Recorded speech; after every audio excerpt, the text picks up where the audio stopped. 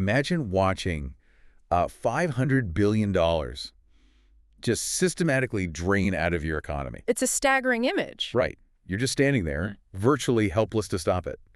And you're watching it all flow south because your neighbor just built this, unstoppable, gravity-defying capital vacuum. Yeah, that's exactly what it is, a vacuum. It's pulling in investment, machinery, talent, entire supply chains.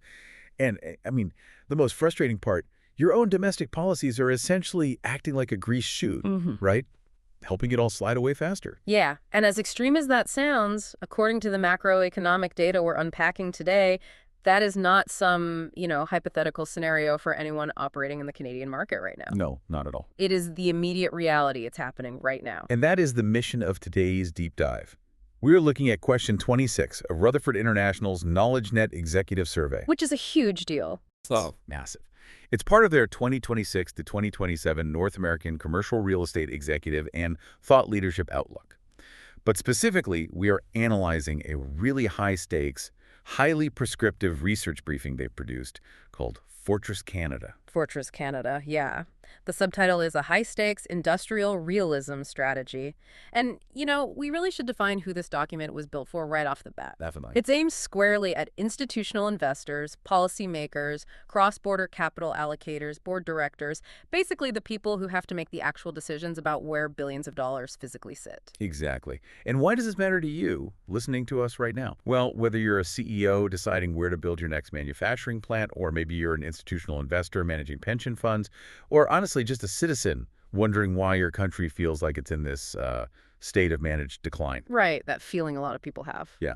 This report argues that the timeline for fixing this massive capital drain is incredibly short. We're talking about fiscal quarters, Yeah.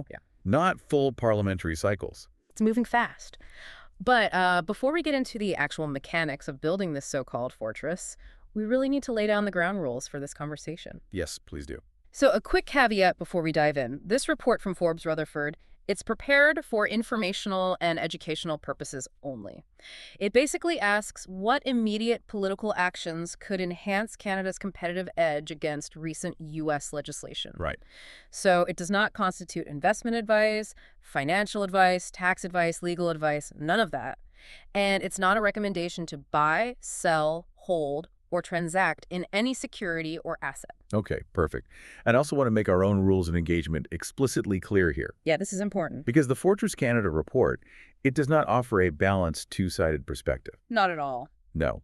It is a high-conviction, highly prescriptive document, and it contains some really aggressive, politically charged critiques of policies that are traditionally associated with both the left and the right. Yeah, they pull no punches. So to be totally clear, we are not taking sides today. We are not endorsing the viewpoints of this content. Our job is just impartially reporting on the text, to convey the ideas, the financial modeling, and the strategic arguments that are in the original source material. Exactly. Our focus is strictly on synthesizing the logic of the report. Right. And understanding the mechanics of what they're proposing, totally regardless of whose political orthodoxies it challenges. Okay, so let's unpack this. To understand the Fortress Canada strategy, we first really have to understand the tectonic global shift that made it necessary in the first place. The macro picture. Right. We need to look at the genesis of the America First posture. So the report argues that the post-World War II policy of multilateral trade, the globalist framework that Western chambers of commerce championed for decades. Oh, yeah. The bedrock of global trade. Yeah. The report says it is entirely dead. And not only did it die, but the authors argue it failed because of a deliberate fundamental flaw in its architecture. Yeah, the briefing posits that the architects of that whole multilateral system deliberately omitted the tariff adjustments that would be necessary to offset vastly disparate global labor costs. Which is a huge omission. Massive. I mean, think about it. If you're a manufacturer in North America, right, you're paying a high standard of living wage. And you are competing against a manufacturer overseas who's paying a fraction of that. Right. Without a tariff to balance that equation out, the math is just inevitable. It really is. And the report frames this not as some kind of accident, but as a calculated maneuver that centralized authority and wealth. Oh, absolutely. It shifted the focus of Western economies toward financialization. We essentially stopped building things and started focusing on complex derivative instruments, right? Moving money around on screens. Exactly. While simultaneously, the actual physical industrial base was outsourced to regions with the absolute lowest labor costs. And the primary beneficiary of the system, according to the text, was a mercantilist China. Yes. The report is very explicit about how China used its access to the World Trade Organization to, play fast and loose with currency devaluation. Right, against the U.S. dollar's foreign reserve status. Exactly. They used that specifically for trade settlement advantages. So transnational corporations made just unprecedented profits through this labor arbitrage. While authoritarian regimes literally captured the physical global supply chains. Yep. And the Western middle class was effectively hollowed out in the process. Right, so that's the historical diagnosis they start with. Yeah. The economic stability and the pathways to generational wealth for the working and middle classes were basically dismantled by design. That's the claim, yeah. But the report tracks an evolution here, right? Because as labor costs in those early emerging nations eventually started to rise and, reach a rough equilibrium, the strategy of wealth extraction had to shift to a new mechanism. Yeah, and this is where it gets really interesting. The authors call this new mechanism the green premium. The green premium. Okay, what is that? Well, the report argues that the contemporary method for suppressing broad-based wealth creation is basically the insertion of massive non-productivity-based costs into the whole production formula. And these are framed as environmental imperatives. I see. So this regulatory burden, it disproportionately crushes domestic small and medium enterprises because, a small machine shop, they can't afford a dedicated compliance department. Right, of course not. But a massive transnational corporation absolutely can. Therefore, the green premium just further consolidates power in the hands of a very small corporate oligarchy. Wow. Which brings us to the breaking point. Because the definitive end of this whole multilateral era was signaled by Donald Trump's addresses to the World Economic Forum in 2025 and 2026. Right. And he's backed by figures like Argentina's Javier Milei. The message delivered to the global community was just uncompromising. It was essentially, there is no new U.S.-led multilateral proposal coming. The door is closed. We have entered an entrenched America First era, characterized by a starkly bilateral global architecture.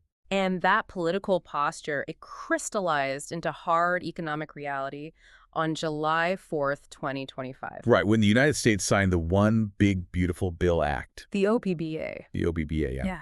The report refers to this legislation as a literal weapon of strategic capital repatriation. And the scale of the incentives it offers is just staggering. It's hard to even wrap your head around. Let's run through what this bill actually does, because this is what creates that capital vacuum we mentioned at the very beginning. Yeah, break it down for us. Okay, so the OBBBA offers immediate domestic R&D expensing.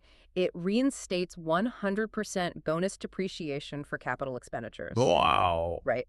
It establishes a 15% domestic manufacturing tax rate. It includes Sheech HPS Acts 2.0 expansions that cover the entire semiconductor supply chain. It's massive. Oh, it gets bigger. It projects $400 billion in AI infrastructure capital expenditures. Wait, $400 billion just for AI infrastructure? For AI infrastructure, yeah. Yeah. And then it allocates over $72 billion in hard infrastructure appropriations for fiscal year 2026 alone. It really is a financial black hole. It's just pulling machinery, talent, supply chains, all of it toward the U.S. border. Exactly. So where does this leave Canada? Because the report designates Canada as an at-risk satellite economy. The old Canadian strategy of abstract global diversification, trying to trade a little bit with everyone they say, that's totally dead. Yeah, the authors argue that Canada's current framework is a value-based policy model. Meaning what? Meaning it focuses on social outcomes, international virtue signaling, maintaining the posture of a middle power moral superpower. Right. And in the wake of the OBBBA, that framework is totally obsolete. Canada has to pivot to what the report calls muscular economic realism. Exactly.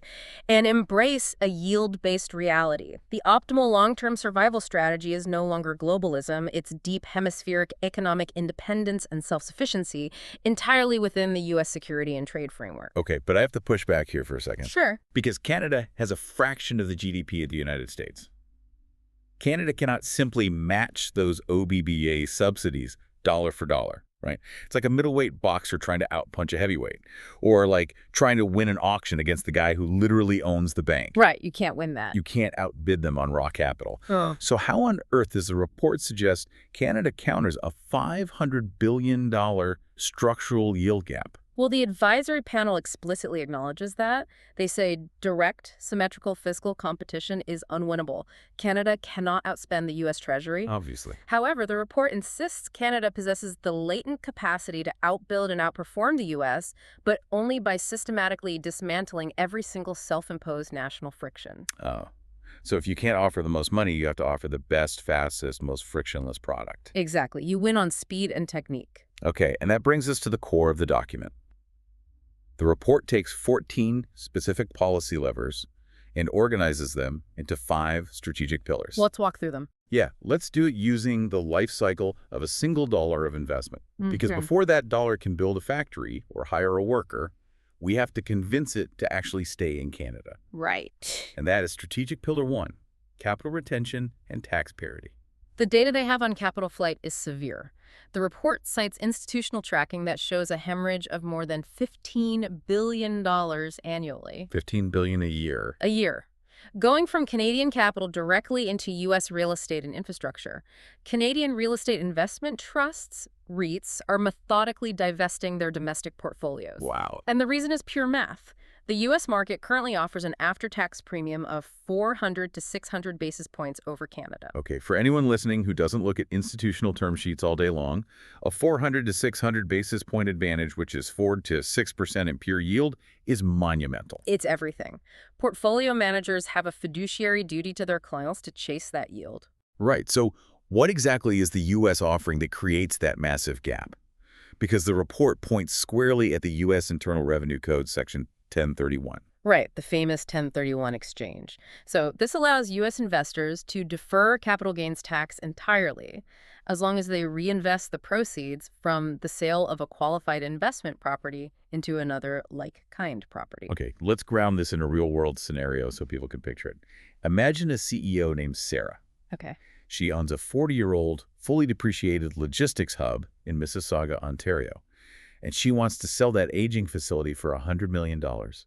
And she wants to immediately use that money to build a $250 million state-of-the-art, fully automated warehouse right down the street. A great upgrade. Right. If she were doing this in Texas under a 1031 exchange, she takes her $100 million from the sale, she rolls it directly into the new project, and the IRS doesn't take a single dime of capital gains tax at the moment of transition. Yeah. All of her capital goes into the new building. It maximizes capital velocity. The money just stays in the built environment working. But now, let's look at Sarah's reality in Ontario. Oh boy. Because Canada has no structural equivalent to the 1031 exchange. None.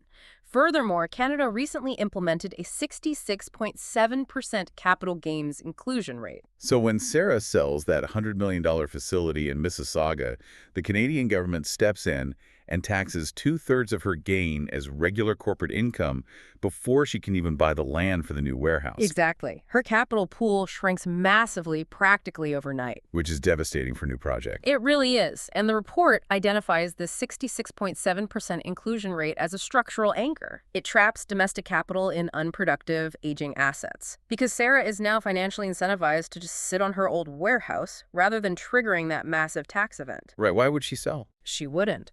And this prevents capital from being recycled into high-priority housing, industrial, and logistics developments.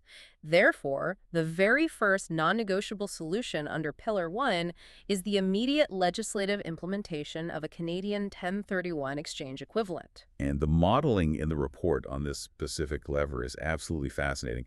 They project that allowing these tax-deferred property swaps would result in a net capital retention of $10 to $25 billion over the 2027 to 2028 period alone. It's a huge unlock. But there's a concept here that the panel calls the revenue paradox. Because if the government allows investors to defer all these capital gains taxes, wouldn't the provincial and federal treasuries just lose billions in revenue? You'd think so, but the analysis indicates the exact opposite. Wait, really? Yeah, they specifically modeled the Ontario Treasury for this. It projects that by implementing a 1031 equivalent, Ontario would actually realize a net annual surplus of $166 million. Okay, you have to walk me through the math on that. How does giving up a huge tax create a surplus? It all comes down to transaction velocity and the land transfer tax. Ah, By removing that massive capital gains penalty, you remove the disincentive to sell. So investors begin upgrading and turning over properties far more frequently. And every single time a commercial property changes hands in Ontario, the province collects a land transfer tax. right, of course. So the modeling shows that the sheer volume of new transactions generates enough land transfer tax receipts to more than offset the revenue lost by deferring the capital gains. You trade a stagnant, high-tax environment for a high-velocity, low-friction environment, and the government actually ends up making more money. That is wild. But it perfectly illustrates what they mean by a yield-based reality. You engineer the tax code for movement, not just for extraction. Precisely. But the 1031 exchange, that only solves the real estate turnover problem. The report also has to tackle the U.S. corporate tax rate, which the OBBBA just dropped to 15% for domestic manufacturing. Yeah, that's a tough one. Because if Canada slashes its federal corporate tax rate to 15% across the board, it would blow a catastrophic hole in the national budget. So how do they match the U.S. rate without bankrupting the Treasury? Well, the strategy proposes the creation of 15% special economic zones, or SEZs. The authors recognize a broad-based federal tax cut is fiscally impossible right now. So instead, they propose micro-targeting the 15% rate geographically. Okay, but the obvious critique here is that creating special economic zones is just the government playing favorites, right? Picking geographic winners and losers. The report totally anticipates that exact pushback. It argues that this isn't about picking winners at all. It's about building highly specific firewalls against the U.S. 15% rate in the exact locations where cross-border supply chains naturally integrate. Right. You don't build a fortress wall everywhere. You build it where the economic border crossings happen. And they specify 5 high-yield corridors for these SEZs. All right, let's list those. It's the Windsor-Detroit cross-border SEZ, the Prince Rupert Port Zone on the west coast, the Port of Montreal Gateway on the east coast, the Alberta Critical Mineral Corridors, and Ontario's Highway 4143 Tech Logistics Corridor. Yes, and by neutralizing the U.S. tax advantage in those 5 specific industrial hubs, the report projects these SEZs would attract an estimated $10 to $20 billion in foreign direct investment. Incredible. Okay, and the final component of Pillar 1 is what the authors call selective harmonization. Right. And they explicitly warn against fully harmonizing the Canadian tax code with the U.S., right? They frame that as a severe sovereignty risk. But they point out one specific friction point regarding depreciation that absolutely has to be matched. Yeah, so under the OBBBA, the U.S. established permanent 100% bonus depreciation. Canada currently has a productivity superdeduction that delivers a 13.2% marginal effective tax rate, or METR. Okay, let's define METR for a second for the listener. It's a good idea. Because the marginal effective tax rate isn't the headline tax rate you read about in the news. It's the actual real-world percentage of tax a company pays on a new investment after you factor in all the deductions, the credits, the depreciation rules. And the report notes that Canada's 13.2% METR is actually the lowest in the G7. It is. So wait, Canada's winning on this metric right now. On paper, yes. But the fatal flaw in the Canadian policy, according to the report, is that the superdeduction sunsets in 2030. It expires. It's temporary. Exactly. If you are a corporate chief financial officer modeling a 10-year capital cycle to build, say, a massive semiconductor testing facility, an incentive that disappears in 4 years is a massive liability. Yeah, that throws off the whole model. It creates what the report calls an uncertainty premium. The market heavily discounts temporary incentives. The U.S. policy, on the other hand, is permanent. Therefore, the report argues Canada must make its equivalent to 100% bonus depreciation permanent to match the U.S., alongside implementing faster write-offs for building construction and site preparation. Permanence is the competitive weapon here. Okay, so Pillar 1 is all about keeping the dollar in the country. We've matched the tax rates in key zones, we've allowed capital to roll over without penalty, and we've given CFOs permanent tax certainty. That's step 1. Right, but a dollar sitting in a Canadian bank account doesn't actually produce anything. If it takes 7 years to get permission to use that dollar to build a factory, the capital is still going to leave. Oh, without a doubt. Which brings us to strategic Pillar 2, regulatory dismantling and velocity. And the core thesis of this entire section is summarized in a single, really vital phrase. The report says, velocity is the new subsidy. I love that. That is the perfect mantra for a high interest rate environment. It truly is. Because when the cost of borrowing capital is high, time to yield becomes the most critical metric for any investor. A competitive tax rate, even that world-beating 13.2% METR we just discussed, is completely irrelevant if a project takes 5 to 7 years just to clear environmental and municipal review. Exactly. Because the U.S. OBBBA includes fast-track mechanisms that guarantee 12-month approval windows for critical energy and infrastructure projects, capital naturally migrates to where it can be put to work the fastest. The U.S. is offering a plug-and-play regulatory ecosystem. Canada is offering decades of procedural paperwork. So the U.S. isn't just winning on the cost of capital, they are actively winning on the speed of deployment. Big time. So how does a Fortress Canada plan propose to fix a bureaucracy that is famously, notoriously slow? Well, the proposed solution is a sweeping permitting reform that they call One Project, One Review. Okay. It calls for legislating a strict 12-month statutory approval cap for any project designated as having national significance. Just 12 months. 12 months. And this is not presented as an aspirational goal or like a guideline. It is a hard legislated cap. If the review isn't done in 12 months, the project is automatically greenlit. No. But wait, how do you enforce a 12-month cap in a country that has overlapping municipal, provincial, and federal jurisdictions? I mean, they propose creating federal preemption zones, right? Right. In these designated zones, federal project approval would completely override and nullify any provincial or municipal delays. It just cuts right through. Yeah. It requires establishing a cross-jurisdictional body with the authority to set firm, non-negotiable timelines. And the report points to Ontario's Bill 17, which got royal assent in June 2025, as the provincial template for how this kind of aggressive top-down streamlining can actually be successfully legislated. And the financial projections attached to this reform are wild. The advisory panel states that permitting reform is the single highest priority action in the entire Fortress Canada strategy. Number one. Yeah. They project that this one move, simply cutting the red tape to a 12-month maximum, closes the competitive yield gap with the U.S. by 15 to 20%. Just from the time saving. Just the time savings. And it would immediately unlock between $50 billion and $100 billion in stalled energy, mining, and infrastructure projects that are currently just sitting in regulatory limbo. It really is the ultimate expression of velocity acting as a financial subsidy. But, regulatory drag doesn't just stop new projects from being built. It also severely restricts the movement of goods once those projects are actually operational. Which leads to the report's analysis of internal trade liberalization. Right. And here is where this report points out something truly baffling. Like, it's hard to even believe. Canada imposes a 9.5% national tariff on itself. It is a remarkable self-inflicted economic wound. The report cites extensive modeling from the IMF and Scotiabank, confirming that internal provincial trade barriers function as a 9.5% hidden tariff on the national economy. That's insane. It's economically equivalent to dealing with a hostile foreign trading partner right inside your own borders. Okay, let's visualize what this actually means on the ground. Imagine a company in Calgary that manufactures specialized drilling equipment. Okay. And they want to sell that equipment to a new critical minerals project over in Quebec. They aren't crossing an international border. No.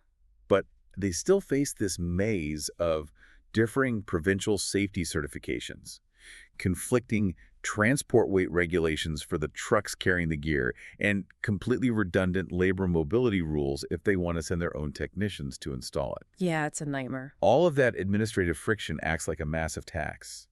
And the maddening part is, getting rid of this requires absolutely no negotiations with Washington.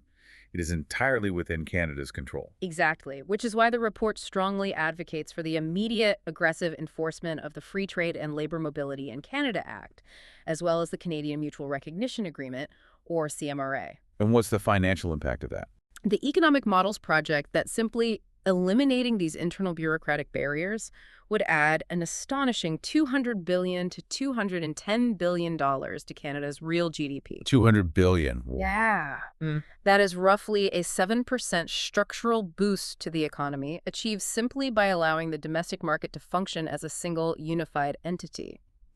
The advisory panel views the continued existence of these barriers in 2026 as a severe indictment of federal-provincial coordination. Yeah, I can see why.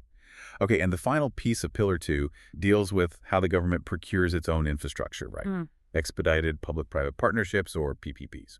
The report highlights a massive discrepancy here. The current Canadian procurement cycle for large PPP projects averages 24 months from announcement to contract finalization. 2 years just to sign the paperwork. Right, and the U.S. state-level equivalents, using mechanisms like closing funds, they can finalize complex deals in just 6 months. Oh.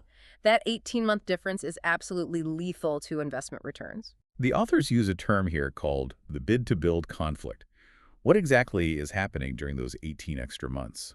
Well, it refers to the massive amount of private capital and executive time that is completely wasted during the prolonged bidding, legal review, and negotiation phases of major public infrastructure projects, all before a single shovel ever hits the dirt. Just endless meetings. Endless. The legal fees alone are astronomical, and this drawn-out process heavily reduces the project's internal rate of return, or IRR. We should clarify IRR for a Yeah. moment.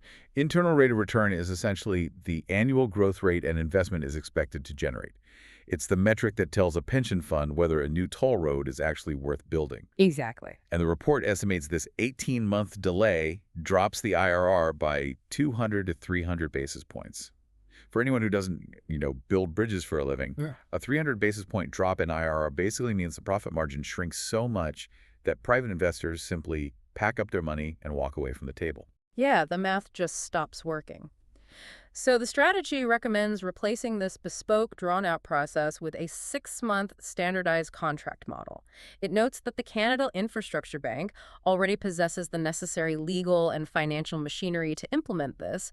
The leadership just needs to pivot their mandate toward execution speed rather than exhaustive bureaucratic process. All right, let's track our dollar again. Pillar 1 kept the dollar in Canada. Pillar 2 slashed the red tape so the dollar could build a factory in 12 months instead of 7 years. Making good progress. But a state-of-the-art factory is just a giant, expensive paperweight if you can't afford to turn the lights on. Very true. You cannot run an industrial powerhouse without cheap, abundant, reliable power.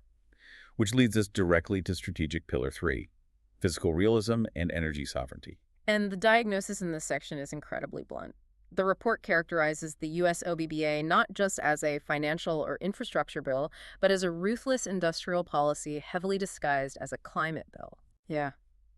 To survive the capital vacuum, Canada must respond with what the authors term fiscal accountability and energy realism. In practice, this means prioritizing grid reliability and manufacturing competitiveness over ideological climate timelines.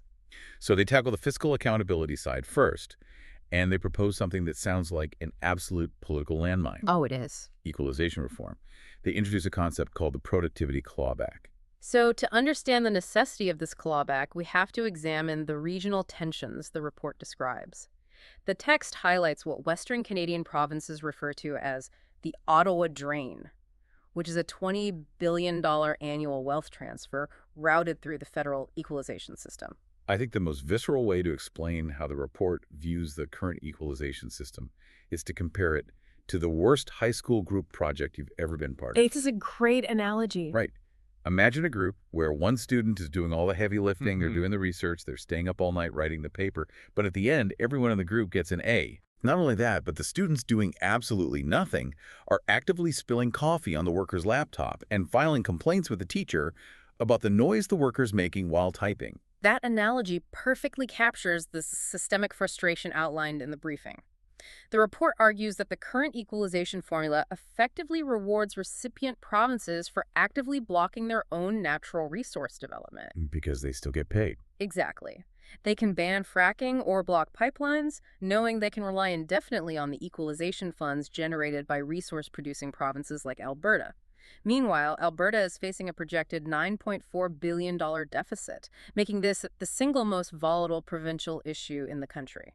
The report mentions Alberta Premier Smith using 2026 referenda to create a mandate for equalization noncompliance. Right.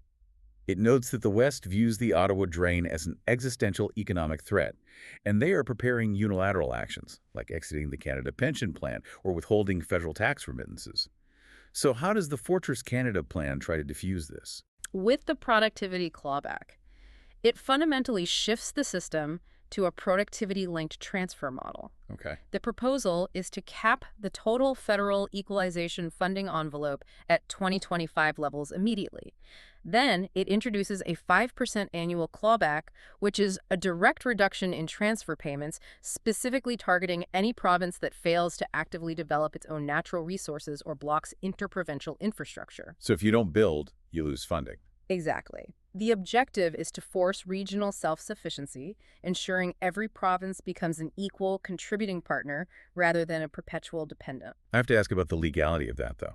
Equalization is explicitly enshrined in the Canadian Constitution. Can the federal government just start clawing it back? The advisory panel addresses the constitutionality directly. Section 36 of the Constitution Act 1982 prevents the outright abolition of the equalization system. Right, you can't just kill it. You can't. However, the Fortress Canada legal analysis argues that their productivity-linked transfer model operates entirely within those constitutional bounds. It doesn't abolish the payments. It simply links the distribution formula to objective resource development metrics. I see. The report frames this aggressive reform not just as an economic necessity for industrialization, but as the price of confederation in 2026 to prevent a full-blown national unity crisis. Wow. Okay, so that covers the fiscal realism. Right. What about the physical power grid itself? Because the report advocates for a pivot to what it calls baseload realism. Yes, and the text makes a striking data-backed claim here. It says Canada is currently the only G7 nation where domestic climate policy significantly increases the marginal cost of its baseload energy. Really? Yeah. The authors argue that adhering strictly to the Paris Accord framework triggers rapid deindustrialization simply because high energy costs and ideological grid mandates make domestic manufacturing globally uncompetitive. So the Fortress Canada model basically says we need the absolute lowest levelized cost of energy, or LCOE, just to compete. Yes. Levelized cost of energy is essentially the average total cost to build and operate a power plant over its entire lifetime, divided by the total energy output. So it's the true apples-to-apples comparison. Exactly. It's how you compare the true cost of a wind turbine against a natural gas plant. And the backbone of an industrial fortress is cheap, highly reliable, dispatchable power. So the strategy insists on retaining existing thermal energy assets, rapidly expanding liquefied natural gas, or LNG, maximizing hydroelectricity, and investing heavily in small modular reactors, or SMRs. Okay, I want to dig into SMRs for a second. Yeah. Because in a lot of policy circles, small modular nuclear reactors are touted as like the ultimate silver bullet for clean, reliable baseload power. They're very popular right now. Right. So why does the report emphasize holding on to thermal assets like natural gas so heavily if SMRs are the future? The report includes rigorous sensitivity analysis on this exact point. SMRs are a phenomenal technology, but the upfront capital expenditures to build them are currently massive. Very expensive to get off the ground. Extremely. The financial modeling demonstrates that SMRs only become cost competitive on an LCOE basis when the price of natural gas exceeds $9.40 per MMBtu. MMBtu being the standard unit of measurement for natural gas contracts. Where is the price of natural gas currently sitting in the report's baseline? Natural gas is currently trading in the $3.50 to $5 range. Oh, wow. So nowhere near the 940 threshold. Nowhere close. At that price point, relying solely on newly built SMRs or trying to run a grid on intermittent renewables backed by massive battery farms would artificially and drastically inflate the cost of energy for Canadian manufacturers. That makes total sense. Therefore, if Canada wants to remain competitive with the massive industrial buildup happening in the U.S. battery belt places like Texas, Ohio, and Michigan, it must maintain its existing, cheaper thermal assets. It's just pure economic pragmatism. You don't shut down the cheap power plant until new technology is actually cheaper to run. Right. A reevaluation that strictly prioritizes grid reliability and cost over net zero timelines dramatically lowers the LCOE, which narrows the yield gap with the American industrial heartland. Okay, let's check in on our dollar of investment again. Still tracking it. Still tracking. We kept it in Canada with tax parity. We got the factory permitted in 12 months. We secured cheap baseload power to run the machines. But to actually operate, that factory needs a workforce. And it needs absolute certainty that the land it sits on won't be tied up in litigation. Two very big hurdles. Which brings us to strategic pillar 4, meritocracy and sovereign rights. And let me just reiterate our impartiality disclaimer here. We're impartially reporting the assertions of the Fortress Canada briefing. which takes a very aggressive stance on highly debated social and regulatory frameworks. Yeah, it definitely does. So the underlying principle of Pillar 4 is straightforward from a macroeconomic perspective. Yeah. Every single layer of administrative friction that diverts organizational energy away from yield and toward compliance represents a hidden tax on Canadian productivity. And the first target of this pillar is what the authors call the merit mandate. The report calls for the immediate scrapping of all mandatory diversity, equity, and inclusion, or DEI, reporting requirements across both the public and private sectors. And again, the report is very careful to frame this not as a cultural or sociological argument, but strictly as a yield argument. Right. The authors posit that every hour a compliance officer, a mid-level manager, or an executive spends on DEI box ticking and reporting is an hour inextricably lost. That is time that should have been spent on process optimization, product development, or capital deployment. They view it as an administrative tax on the talent pool. Exactly. The report asserts that restoring strict merit-based promotions and removing these reporting constraints will materially strengthen Canada's workforce. It improves technical output and prevents the brain drain of top-tier engineering and executive talent who might otherwise flee to U.S. firms operating under the OBBBA, which explicitly prohibits these mandates. So the objective is to refocus corporate governance entirely on performance metrics, operational efficiency, and shareholder value. That's the goal. The second half of Pillar 4 shifts from the workforce to the land itself. It deals with sovereign land management and Indigenous rights, specifically focusing on the United Nations Declaration on the Rights of Indigenous Peoples, or UNDROP. Yes. The report proposes a structural change called the UNDROP Equity Pivot. So to understand the pivot, we have to understand the bottleneck as defined by the report. The authors argue that the current legislative implementation of UNDIP has created a state of consultation gridlock. Meaning projects are just stuck. Yeah. They estimate this gridlock is actively stalling 20 to 30% of all major resource and infrastructure projects in Canada. And the report references a specific legal precedent here, right? Yeah. The December 2025 Gitsala versus British Columbia Court of Appeal decision. Right. That appellate decision was pivotal because it clarified legally that UNDRP does not impose new constitutional duties beyond the existing Section 35 duty to consult. However, the report argues that the operational reality on the ground is entirely different. In practice, the requirement for consultation is frequently weaponized by various stakeholders as a de facto veto, trapping projects in endless cycles of procedural litigation. You know, a good analogy for the UNDIP pivot is thinking about property development in a residential neighborhood. Let's hear it. It's the difference between having neighbors who can endlessly file noise complaints, zoning objections, and procedural injunctions to stop you from building your house, versus making those exact same neighbors part owners of the house so they get a direct cut of the profits when it's sold. It fundamentally alters the dynamic by aligning the financial interests. That is exactly the mechanism the report is proposing for national infrastructure.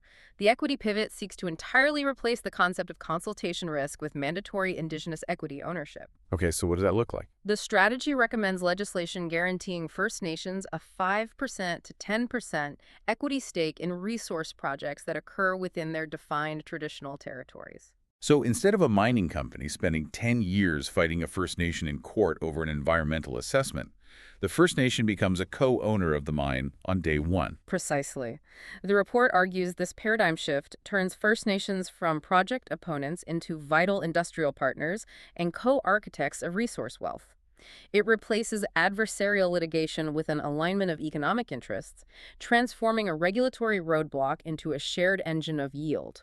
But the report also includes a very heavy-handed caveat when it comes to projects deemed vital to national security. It does. For critical minerals extraction and vital energy transmission corridors, the strategy demands the implementation of economic security exemptions. Which means what? These exemptions would allow federal timelines to completely override any consultative delays at the local level.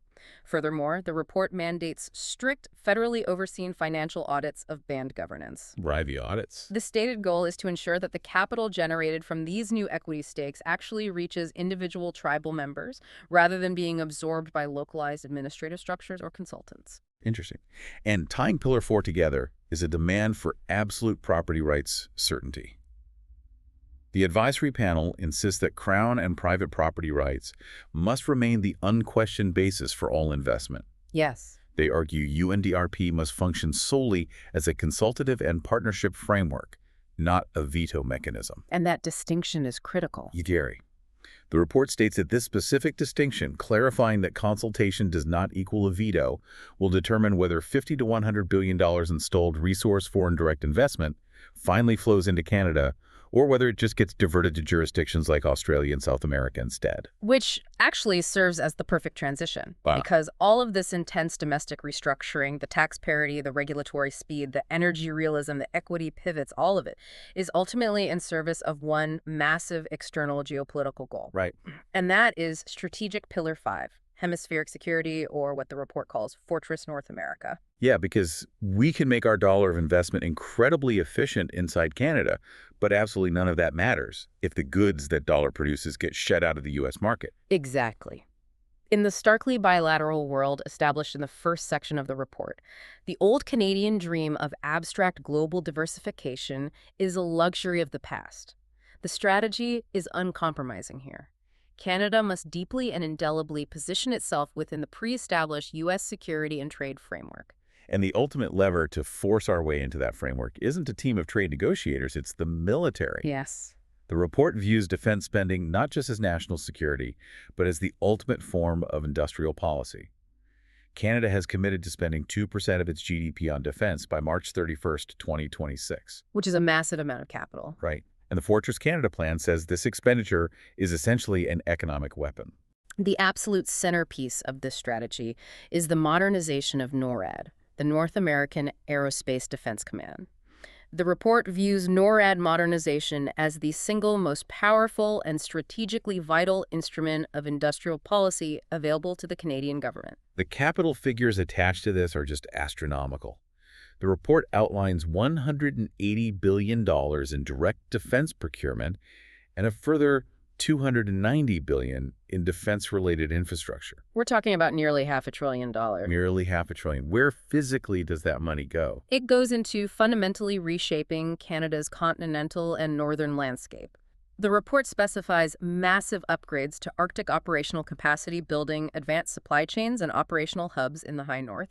It mandates strategic connectivity, which involves upgrading deep water ports and establishing secure dual-use energy transmission corridors. It requires expanding airfields nationwide. It's a lot of concrete. It is. It also demands heavy investment in C4I resilience, that is, secure command, control, communication, computers, and intelligence infrastructure, including terrestrial fiber and satellite links, and finally, implementing next-generation over-the-horizon radar systems for continental airspace control. And the brilliance of this, according to the report, is the dual-use lens. Yeah, the dual-use lens is everything. Every single dollar spent on defense has to serve two purposes. Right. One military, one economic. Let's ground that in physical reality for a second. A deep-water port built in the Arctic isn't just a facility for naval vessels to enforce military sovereignty against Russian or Chinese incursions. No.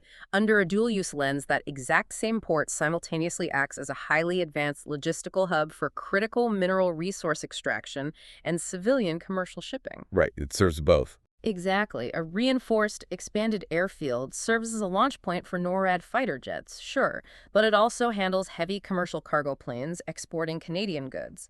The investment secures the continent militarily while simultaneously building the exact infrastructure needed to export Canadian resources to the U.S. And by doing this, by completely integrating our military hardware, our communications, and our infrastructure with the U.S., Canada secures its place inside what the report calls the U.S. trust perimeter. Inclusion within that trust perimeter is framed as the ultimate safeguard against U.S. protectionism. If Canada proves its indispensable strategic value and its complete, seamless interoperability through NORAD, it secures preferred status. And what does that status actually get you? This status is the golden ticket. It allows Canadian companies to bypass aggressive Buy American policies and participate freely in multi-billion-dollar continental supply chains as if they were domestic U.S. entities. But getting inside that trust perimeter requires a very aggressive, almost ruthless trade strategy regarding the USMCA, the United States-Mexico-Canada Agreement. No, absolutely. Because the joint review of that agreement is scheduled for July 2026, and the report expects the U.S. to play hardball. The advisory panel anticipates the U.S. administration will demand an 85% regional value content during that review. Okay, let's unpack regional value content. That means 85%. of the parts in any product, let's say an electric vehicle, must be sourced and built inside North America to qualify for tariff-free trade. Right. It is a massively stringent protectionist measure designed specifically to freeze out overseas components, particularly cheap Chinese parts, from entering the U.S. market through Mexican assembly plants. So what does Canada do if the U.S. holds firm on that 85% demand and the trilateral talks break down? The report is unequivocal on this. If the joint review fails or the terms drag Canada down, Canada must immediately cut Mexico loose and pursue a direct bilateral zero tariff agreement with the United States. The report calls this a security for access strategy. Canada trades its complete NORAD military alignment, strict adherence to U.S. Buy North American policies, guaranteed supplies of Canadian critical minerals, and robust Arctic sovereignty. Giving them everything they want. Right. And in exchange, Canada demands permanent, tariff-free access to the U.S. domestic market. To put it bluntly, we are basically trading our geographic real estate, our Arctic border, and our raw minerals for a VIP pass into the U.S. economy. That is precisely the transaction the strategy advocates. In this new bilateral world order, dependency on the United States is not viewed as a weakness to be mitigated. It's the goal. It is framed as the only guaranteed survival strategy. You leverage deep, irreversible integration to guarantee Canadian prosperity. And to fund this massive continental fortress, the report demands a severe realignment of Canada's NATO obligations. The strategy explicitly states that scaling back the 2% GDP defense commitment is not an option. The U.S. just would not tolerate it. However, redirecting those funds is mandatory. Redirecting them where? Well, the report calls for an immediate end to what it terms peripheral overseas deployments that offer negligible returns on national competitiveness. Every single dollar of defense expenditure must be channeled toward continental defense, specifically the North Atlantic and the Canadian Arctic. Because an overseas deployment in Eastern Europe or the Middle East is pure sunk cost from an economic perspective. Exact. Whereas building a next-generation radar station in the Yukon generates domestic high-tech jobs, it spurs local R&D, and it creates intellectual property that stays in the country. The focus must shift entirely from symbolic overseas contributions to essential domestic capacity building. So we have the 5 pillars. We have the tax parity to keep the capital here, the regulatory speed to deploy it, the energy realism to power the industry, the merit mandates to optimize the workforce, and the fortress North America integration to secure the export market. That's the whole package. But how exactly does a government implement all of this without the bureaucratic system completely seizing up? That brings us to Section 7 of the report, the legislative roadmap. The advisory panel stresses the extreme urgency of the capital vacuum. Capital's moving right now. This requires a phased legislative approach measured in quarters, not years. Let's walk through the sequencing, because the order of operations really matters here. Phase 1 is targeted for Q2 and Q3 of 2026. What happens immediately? Phase 1 is entirely about friction removal that costs the federal treasury absolutely nothing. Before you can attract capital to new zones, you have to prove the runway is clear. Right. So this phase includes the immediate legislation of the 12-month permitting reform cap and the creation of the federal preemption zones. It requires the immediate implementation of the 1031 exchange equivalent. It triggers the start of NORAD industrial integration, and it demands the immediate enforcement of the existing interprovincial trade acts to eliminate the 9.5% internal tariff. These are the velocity levers. Get the red tape out of the way first. Then we move to Phase 2, which covers Q4 2026 into Q1 2027. Okay, what's in Phase 2? Once the regulatory runway is clear, this phase introduces slightly more complex structural changes. It includes the official geographic designation of the 15% special economic zones. Okay. It requires the announcement of the equalization productivity clawback in the fall economic statement, mostly to send a signal to the provinces. It calls for the merit mandate scrapping DEI reporting to be enacted via executive action. And it launches the formal policy review for the UNDRIP equity pivot. And finally, Phase 3, stretching from Q2 2027 through 2028. Phase 3 is the culmination of the strategy, full integration into the Fortress North America trade and defense framework, passing legislation to make the superdeduction permanent, ending the 2030 sunset clause to give CFOs certainty, the implementation of the Grid Reliability Act to secure thermal baseload power, and crucially, executing the bilateral zero-tariff negotiations following the likely fallout of the July 2026 USMCA review. So what does this all mean for you, the listener? It means the choice facing Canadian policymakers and business leaders is binary. The report concludes that Canada is currently operating under the persistent, heavy strategic shadow of the U.S. Treasury. It's looming over everything. It is. The current era of managing economic decline must end.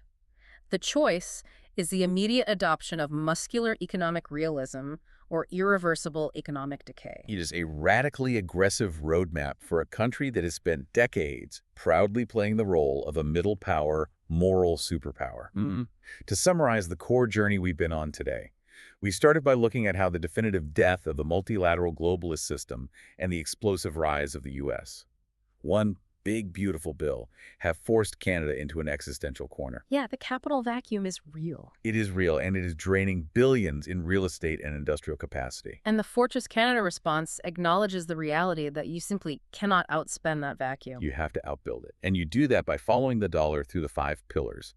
Tax parity, Right. specifically the 1031 exchange and the 15% special economic zones to keep the money here. Right. Ruthless regulatory velocity, legislating a maximum 12-month permitting cap and crushing internal provincial tariffs so the money can actually be deployed. Exactly. Fiscal realism, which means clawing back equalization from provinces that don't produce, and prioritizing cheap baseload power over climate targets to keep the factories running. Yep. Implementing merit-based governance and pivoting Indigenous relations from consultation gridlock to mandatory equity ownership.